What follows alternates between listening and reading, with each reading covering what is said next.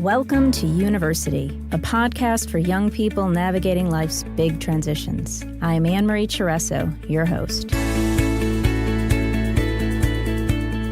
On University, you'll hear stories from college students, you'll get tips from experts, and occasionally you'll hear from a parent's perspective on how to manage this time of change in your life consciously. Find yourself, find your purpose, find your people, and pursue you fearlessly. Hey, it's Annmarie and Adam here for another recap. This week we're going to be talking about last week's episode with Jazmin Kay. Welcome, Adam. Hey, Annmarie, thanks for having me again. That sounded really formal, didn't it? Welcome, Adam. Well, thanks, Annmarie. It's good to be here. I'm here to plug my new movie. Yeah. You're actually here to do your laundry. Come on, man. Yeah, I am. Okay, he's doing his laundry. It's Memorial Day. It's pouring rain out. I always do my laundry here. And for those of you who don't remember or know, Adam's my nephew. He lives a mile away. Yeah. He's here every day, pretty much eating our food and using our home. And I'm just out of college. You're 31. And he's doing his laundry. So we knew that this was a good moment to sit and chat to do our recap, because I also just got back in from a trip where I was away for a long time. And so we're getting back in the game. And I wanted to talk about a number of things with Jazmin, but I wanted to hear what the things you most want to talk about. Yeah, so I think... And the thing that struck me the most, I listened to Jazmin's interview this morning. I edit Anne-Marie's podcast, technically produce it, and so, like the technical producer. And so I listened to all of the interviews, and Jazmin I listened to again this morning. One thing that came out of it for me that was like, oh wow, that's cool, and clicked for me was when she talked about the idea of finding your passion from when you were a child and kind of bringing that to your adult life as well. Mm-hmm. And the idea that just because something is easy doesn't mean it's the wrong thing for you in your life path. Yeah. So that struck me because I've looked at it sometimes in my life, and I know a lot of people around me where if it's hard, then that means you're doing the right thing. You know, the harder than the better. Yeah. And that's for a career path. Or it should be hard. It should be hard if it's meaningful. Meaningful or worthwhile. Yeah. I think there's a huge belief system out there around work. Even the word as you say it. Mm-hmm. Work. What do you think of when you think of the word work? Work just feels hard when I say it. Yeah. It's either easy or it feels like work. You know how people will describe relationships? It's hard work. It feels like work. Yeah. This feels like work, you know? Yeah. And when you're doing something, there's this whole new way of thinking about your career or your life's work. And it's all about play. Yes, there's a lot more freedom in the professional world, and there's a lot more openness, and there is a lot more openness from management to hire the correct people for the correct job, as opposed to hire what's specifically on a resume or specifically what your accolades were as you went through college or didn't go through college or whatever that is. I mean, people are hiring people nowadays, and then they're giving them the freedom to be the people that they came here to be. Yeah, people are hiring people. Yeah. They're not hiring resumes. It was interesting because I was talking to someone recently, and he was saying he's interviewing a recent college graduate for a tech position, and this college graduate actually graduated with a degree, a teacher. He's a math teacher. Yeah. But he's interviewing for a tech job. So it's interesting because I think so many of us go to school, we try and figure out what we should study to do what we should be doing versus what it is we most want to do, what lights us up. And Jazmin highlights this on the episode. Like, she said she always knew she wanted to help people. Yeah. Right. So that's enough. That's enough. That's enough to go forward with in your career path or life. Like, often people will go, like, if I said that to someone when I was 16 years old, like, I want to help people in my life. I know I want to help people. They'd be like, well, what do you mean? Like, what are you going to do to help people? And it's like, can't at 16, 17, 18, 19, 20, 21, 22, can't it be enough to just be like, I want to help people? And from then, what college does is they goes, well, you have to tell us how you want to help people at 18 years old, because we can't just give you a help people degree. So then you have to be like, wouldn't that be fun? Yeah. Help people degree. Yeah, like I majored in helping people, right? And they don't, there's nothing like that. So they're like, okay, well, how do you want to help people? Do you want to be a teacher to help people? Do you want to be a doctor to help people? Do you want to be a lawyer to help people? Like, yeah, and there's so many ways to do it, right? There's a million different ways to help people. So she just found her niche, her way. The thing that I love about Jazmin and talking to Jazmin was that she was really connected to the things that she was passionate about, and then she is building her work, quote unquote work. She's just graduating this month. Congratulations, Jazmin. But she's building her life around the things that she loves to do. She's making a career out of that. And nowadays, that's a reality. That's something you get to do. This isn't 1950 where there's factory jobs and there's a certain way in which you have to be. This is the year 2020, or obviously 2019, but you can create yourself any way you want. Right. There's tons of freedom. And so I want to encourage all our listeners out there to not box yourself in. Don't necessarily just do what you think you should be doing, but follow the things that light you up. Follow the things that excite you, and trust yourself. She talks a lot about that. She talks a lot about trusting yourself. Yeah, trusting yourself, but so then how do you find what you need to trust yourself with? And what I liked is that she gave a specific example. Sometimes I will just throw on Broadway musical or show tune music because I liked that as a kid, and then that gets her back in that headspace. Yeah. I think people often go, well, I just like listening to that, like nostalgia. I think the reason why nostalgia is so important to people is because it connects them back to a time of passion and hope. Their heart. And so nostalgia isn't just it doesn't have to be this temporary thing where you go to like a 90s concert and you relive the music that you heard when you were like a teenager. It could be like something that you actually embody and live every day if you allow yourself to. Yeah, I love that she said that sometimes she just turns on show tunes. And I think what that does is, you touched on it just a second ago, it's freedom. It like frees your mind. It opens your mind. It opens you to creativity. It connects you back to your heart.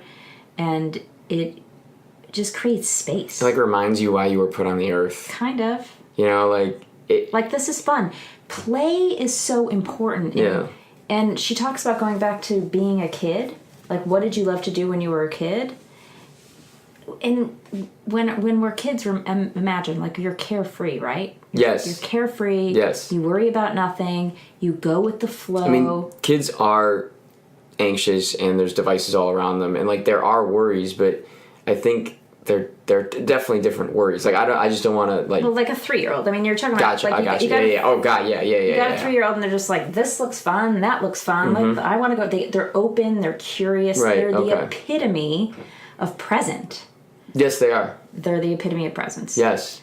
So, we are taught to shift away from that as we get older, because we're taught, no, don't do that, you need to do this now. There's this structure in which we've been trained to live within. And what I want to invite, so here's one thing I want to invite all our guests that are listening in, not our guests, our listeners that are listening in, is find a half an hour this week to play. Whatever it is you want to do. Okay, that's interesting. Just play. Like, the first thing that came up for me, like, obviously, like, I love playing baseball, but, like, I make that a part of my weekly life, like, playing. So, like, to me, like, just play to me would be like watching music videos like I was like 12 years old or something. Like, Yeah, I used like to if just that's I what used you- to just pump music videos like over and over and over and over. Yeah. I don't do that anymore. Yeah, you don't make space for that. I don't make space for that. Yeah, it's like softball's sort of a thing for you. Baseball, Right. baseball. That's a hobby. Like, that is play. It's play, but it's you take it seriously. I take it seriously. Do something that you don't take seriously. Like for most really athletic, competitive people, I wouldn't say consider your sport the play. Yeah.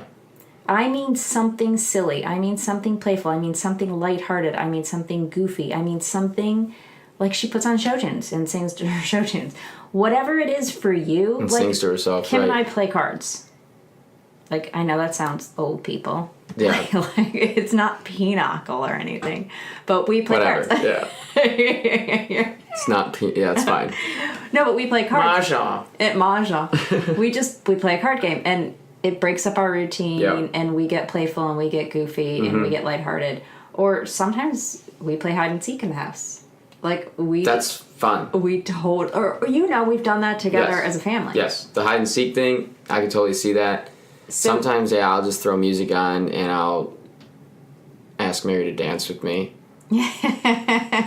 and if she resists, I'll either like push myself on her or I'll either dance by push herself and she'll or I'll come. just dance by myself. Yeah, and then she'll join you. Play is fun. People want to play. All right, so that's my challenge to listeners this week is play and see report back. Tell us what kind of play you're engaging in And notice what like comes up. after. Yeah. Because afterwards, you're going to be way more creative, I would suspect. Way more open. You're freer. There's so much beauty in play. And then follow whatever comes up after. Trust that. Yeah, like make decisions from that headspace. Yes. Because that headspace is actually Okay. the one that is the easy it's the easy one. It's not the hard one. That's the one to trust. Yeah. And because that's when you're in flow. So this is a great tool to use when you're stuck. So if you're like stuck in, we're entering summer, so students who aren't maybe you're not studying right now, but if there's a place in your life, if you're stuck in relationship with someone, if you're stuck at work around something, if you're mentally stuck in your head, change your body posture and play. Do something differently. And it's called a shift move. And so play is going to be our shift move this week. Do you watch Friends? I do. Yeah, well... I have no choice. I have 2 daughters. Yeah, right. So there's an episode of Friends where Phoebe and Rachel go running with one another. And Phoebe runs super... really weird. She runs like a kid. She runs super embarrassingly and, Yeah. And Rachel's just like... She runs like this, like just a robot, like put together how Rachel is, and Phoebe doesn't care what anyone thinks of her, and she makes decisions from that point of view, and Rachel cares what people think of her and all that stuff. Yeah. And so then like Rachel avoids Phoebe one day, and then they get in a little fight, and then Phoebe's like, "Why don't you try letting go once and running like that?" And Rachel just flies through the park. I remember this episode. She had fun. She had so much fun. She ran into a horse. And then she like gets up, she's like, "I'm okay," and then she just flies away. I'm gonna make Ashley watch that with me tonight. Right? That's fun. Yeah. And so like even like playing tag in the park or something, I don't know, like that. Well, this is why we like our pets so much. Yeah, because we can just, it's an excuse to be like that. To be kind of crazy. To like and fun. to chase them in the park. Like, Use your high talking voice. Yeah, right. You see these like people that just got off work and they're all put together, but then like they're like chasing their dog through the park. You take the dog away from that, they just look hilarious. It'd be really funny YouTube, just videotaping adults Just in the park. without their dog. Without their dog in the frame. Yeah. That'd be good. See? Play. All right. That's my invitation to play. All right. What next did you thing. Yeah, what did you like from the podcast? Well, there are a couple of things that I really appreciated this issue of balance. It seems to come up on almost everyone's episode. And Jazmin was pushed to the point, and she's a high achiever, right? She's doing a lot. She's a senior. She's graduating. Right. She has a lot of ambition, a lot of passion, and she's doing a lot. And again, that may not be for everyone. Everyone's schedule may not be that full, but most students I'm talking to have really full schedules, no matter what they're doing, no matter what they're up to. And she talks about, again, she's a graduating senior, right? So it's perspective, because she got pneumonia and she got sick and she was on bed rest. The only thing left at that moment in time was for her to stop. She was going, and she really needed to stop. So it wasn't accidental. Yeah, like the universe forced it upon her. Like her body. Her body said, knew. Yep. Yeah, her body totally knew, and it shut her down. And I bet you there were other symptoms leading up to that, Sure. and then it finally just went, okay, pneumonia. We totally ignore our bodies. We don't take care of our bodies. We ignore the symptoms, and then we get sick. And so, what she learned from that experience was two things. Number one, self-care. Like, it's important. It's really important. If we want to be at our best, we need to take care of these machines. You're perfect for this because you're so committed to your body and your health. Yes. And so she recognized that, and but I want to point out that it was senior year. I mean, she's now a senior, right. So it's taken some time. I don't know exactly when this occurred, but it takes time for us to develop these skills. So know that it's a work in progress, and we're all learning balance every single day. She did. She learned and talked about balance. She did. And I actually thought of that this morning when I was listening to the podcast. What came up for me when she talked about balance was, I'm noticing my leg is hurting a little bit. I know it's not serious, but I also know today's the day that I go for my big run. So where's my balance there? And I noticed what came up for me is I need to eventually find some sort of balance between my body and my head in order to not rely on and need this run that my body's telling me that I'm not there for. Because for those of you who do not know Adam and his habits, like, working out is sort of an obsession of yours. Yeah, it's my tool to allow me to come to conversations with. It's like if to be clear-headed and present. I need it to be present. Right. So, which is a story. But balance in your case would be like, okay, I might not be able to work out today, and that's okay. Mm-hmm. For me, like today, I often what happens. Well, okay, so let's talk about this, because this is what I was about to say.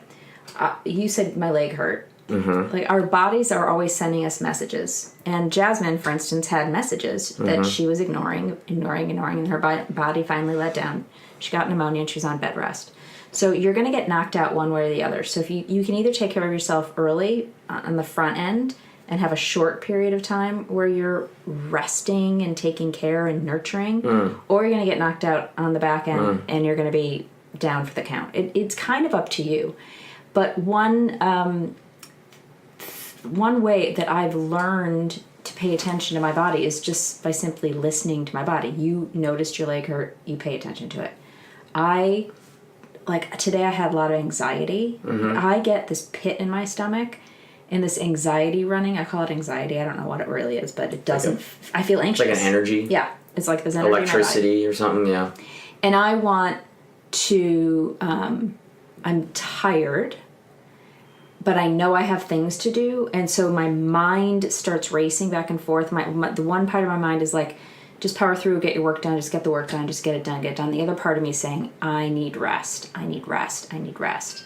And so there's this argument between those two, and when I don't listen to the part of me that needs rest, I inevitably crash and burn. Yeah, and I came over today to figure out where I was going to go to work out, and you were taking a nap. And that was really good for you. That was so fun. Because then I came back from my workout, and then you were like, I'm ready to record. And I'm like, I'm ready to record.